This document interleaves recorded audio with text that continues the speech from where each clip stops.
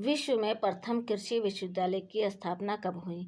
विश्व में प्रथम कृषि विश्वविद्यालय की स्थापना 1818 ईस्वी में जर्मनी में होहेनहाइम में हुई। विश्व में हरित क्रांति के जनक कौन माने जाते हैं? विश्व में हरित क्रांति के जनक नॉर्मन बोरलॉग माने जाते हैं।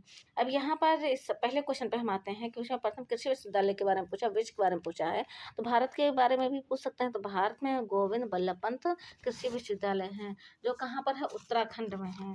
कहाँ पर है? उत्तराखंड में है। और 1960 ईस्वी में इसकी स्थापना की गई थी। उत्तराखंड में किस जगह पर है? पंतनगर में है। पंतनगर किस जिले में आता है? उधम सिंह नगर में आता है। यह विद्यालय जो था अमेरिका के लैंड ग्रांट पैटर्न पर आधारित था। भारत में हरित क्रांति के बारे में हमने बता दिया है। विश्व के बता दें, अगर भारत में पूछें तो कौन है? भारत में अगर पूछें डॉक्टर MS स्वामीनाथन हैं। ठीक है।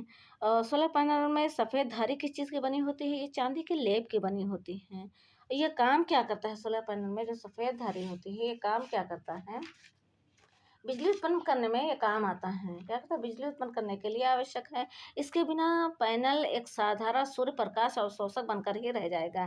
ग्रिड लाइनों के प्रत्येक सौर सेल द्वारा उत्पन्न बिजली को एकत्रित करने और स्थानांतरित करने के लिए सावधानीपूर्वक डिज़ाइन किया जाता है। ये धारे चांदी के पेस्ट से बनी होती हैं, जो बिजली के बहुत अच्छे संवाहक होते हैं, और सिलिकॉन वेफर के ऊपर प्रिंट किया जाता है। ठीक है। सोलर पैनल कितने प्रकार के होते हैं? तो सोलर पैनल 3 प्रकार के होते हैं। Monocrystalline solar panel, polycrystalline, thin film solar panel. ठीक है। अब मोनोक्रिस्टलाइन क्या होता है? मोनोक्रिस्टलाइन एक ही क्रिस्टल से बना होता है। मोनोक्रिस्टलाइन एक ही क्रिस्टल से बना होता है। इसका रंग काला होता है। ये सबसे अधिक बिजली बनाता है और कम जगह में अधिक रोशनी देता, पावर देता है। इसकी हानि क्या है कि थोड़ा सा महंगा होता है।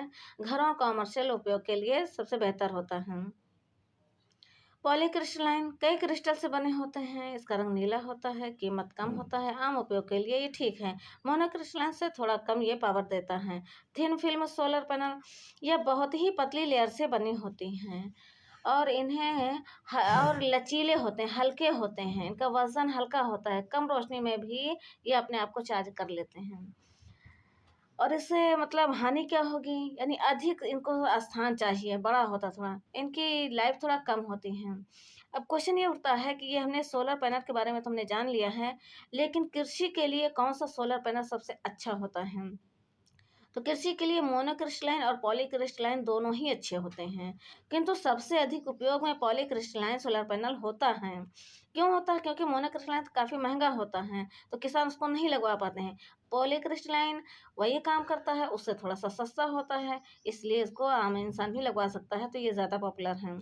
क्योंकि इसकी कीमत थोड़ा कम होती है, धूप में अच्छा काम करता है। जैसे जैसे इसको धूप मिलेगा, सूरज की किरणें मिलेगी, बहुत अच्छा काम करता है। सूरज की रोशनी कम होती जाती है, इसका काम कम होता जाता है।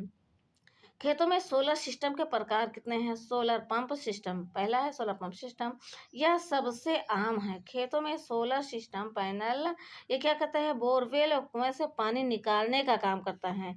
यानी कुएं में, ये बोरवेल में जैसे किसान पानी एकत्र कर लेते हैं, तो उससे निकालने का काम करता है। ठीक है। इसमें बैटरी नहीं लगती हैं, दिन में सीधा धूप से चलता है, और सरकार इसमें सब्सिडी भी देती है। ठीक है। ऑफ ग्रिड सोलर सिस्टम इसमें बैटरी लगती है, रात में भी बिजली मिलती है, लाइट, पंखा, कैमरा आदि के लिए उपयोग किया जाता है, किंतु यह पंप के लिए काफ़ी महंगा पड़ेगा। ठीक है। लास्ट में आपके लिए क्वेश्चन है, भारत में हरित क्रांति के जनक कौन है?